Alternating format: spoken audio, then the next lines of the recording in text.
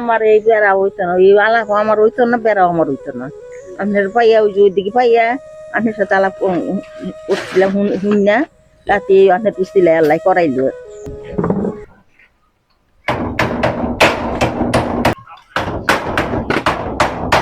দরকার অনেক দিনের কাম, টাকাটা বেশি ইচ্ছা করুন আপনি।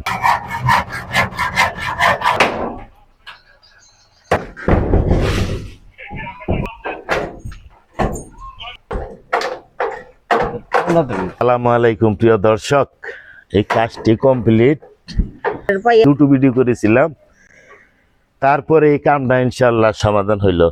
এই বাড়ি আপনার ওই বাড়ি ঠিক না? তাহলে আমার বাড়িগুলো ইন্দার জানি, অর্থাৎ আপনার দায়িত্ব বেশি। কিন্তু আপনি খুশি আছেন তো? আমি খুশি না আপনি খুশি তাহলে তো এ দেখছিল আমরা খুশি, এ দেখছিল বড় খুশি, এদি খুশি থাকে। আপনার কাজ হয়েছে, এই যে যা করে দিছে টিপটাপ হয়েছে তো ইনশাল্লাহ আলহামদুলিল্লাহ। প্রিয় দর্শক, আসলে এই ওনার এই অসহায় মহিলা, উনি একজন পর্দাশীল লোক, 5 ওয়াক্ত নামাজ পড়েন। ওনার এই টেবিল বেড়টা বেড়া দেওয়ার জন্য আমি একে একে 2টি ভিডিও বানিয়েছিলাম।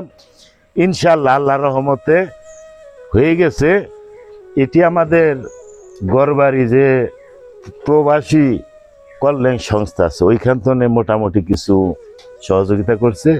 আমার এক বন্ধু বিদেশ থাকে, উনি কিছু সহযোগিতা করছে। দুজনের সহযোগিতা ইনশাল্লাহ কাজটা হয়ে গেল। আমি ভিডিও করছি মাত্র, কল না গাইয়ে সবকিছু কমপ্লিট করে দিছি। এখানে আগলার মধ্যে গাও গোসল ধুইতো, মানে উনি একজন পর্দাশীল মহিলা, সেজন্য এই কাজটা খুবই সুন্দর হয়েছে, তাই না? একবারে মজবুত কাজ হয়েছে, খামগুলাও সবগুলাও আসলে এই কাজগুলা মানে যে করে দিতে পারলাম, এটা খুব ভালো লাগতেছে, ঠিক না ভাই? একটু লেট হয়েছে, কিন্তু আপনার কাজটা কিন্তু আমরা করে দিতে পারছি।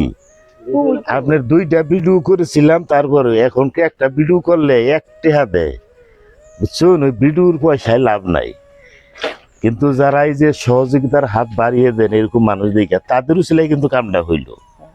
এইটাই যে ঘরবাড়ি ওই যে বিদেশি কল্যাণ সংস্থা, উন্নয়নের তো টাকাটা আপনার কাছে কিছু দিছিল, আর বাদ বাকি টাকাটা আমার ছিল ওই বিদেশি এক ভাই যে দিছিল আমারে, সেজন্যই কাজটা হয়েছে। ইনশাল্লাহ আপনি খুশি আছেন তো? আলহামদুলিল্লাহ আলহামদুলিল্লাহ। প্রিয় দর্শক, আসলে যে এই একজন মহিলা অসহায় আমি বলবো না, ওনার কেউ নাই, কিন্তু তারপরে উনি অসহায় না, কিন্তু উনি আল্লাহর উপর বিশ্বাস করেন, আল্লাহর উপর ভরসা করেন। আল্লাহ আমাদের আসলে চালায়, সেজন্য এই কথাটা বললাম। অসহায় বলতে কিছু নাই, আল্লাহ আছেন, সবার রিজিক আল্লাহ পাকি তৈরি করে দেন, কোনো কাজই ঠেকে থাকে না। ইনশাল্লাহ সেরকম একটা কাজ হয়ে গেল।